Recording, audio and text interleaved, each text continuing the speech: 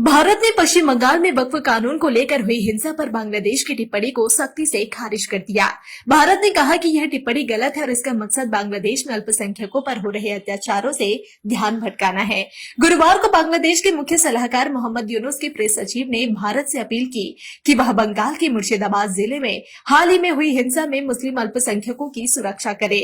इस हिंसा में 3 लोगों की जान गई और सैकड़ों लोग घायल हो गए। बांग्लादेश की टिप्पणी को खारिज करते हुए भारत के विदेश मंत्रालय के प्रवक्ता रणधीर जायसवाल ने कहा कि बांग्लादेश को भारत पर गलत और बेबुनियाद टिप्पणी करने के बजाय अपने देश में रहने वाले अल्पसंख्यकों के अधिकारों की रक्षा पर ध्यान देना चाहिए।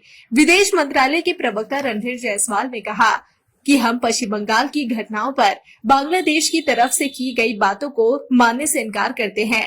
यह भारत की उन चिंताओं से ध्यान भटकाने की कोशिश है जो बांग्लादेश में अल्पसंख्यकों पर हो रहे अत्याचारों को लेकर है।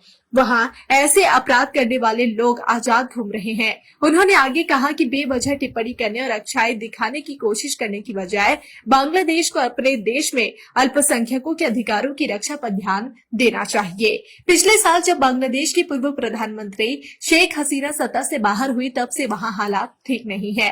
कट्टरपंथी इस्लामिक लोगों ने हिंदुओं और दूसरी अल्पसंख्यक जातियों पर कई बार हमले किए हैं। लगभग 200 मंदिरों में तोड़फोड़ की गई है और कई पुजारियों को गिरफ्तार भी किया गया है। भारत ने कई बार अलग अलग स्तरों पर बांग्लादेश में रह रहे हिंदुओं और अन्य अल्पसंख्यकों की सुरक्षा को लेकर चिंता जताई है। हालांकि बांग्लादेश सरकार हमेशा इन आरोपों से इनकार करती रही है, लेकिन हाल ही में मंदिरों में तोड़फोड़ और त्योहारों के समय हमलों जैसी घटनाओं को लेकर मानवाधिकार संगठनों और प्रवासी समुदायों ने अपनी नाराजगी जाहिर की है।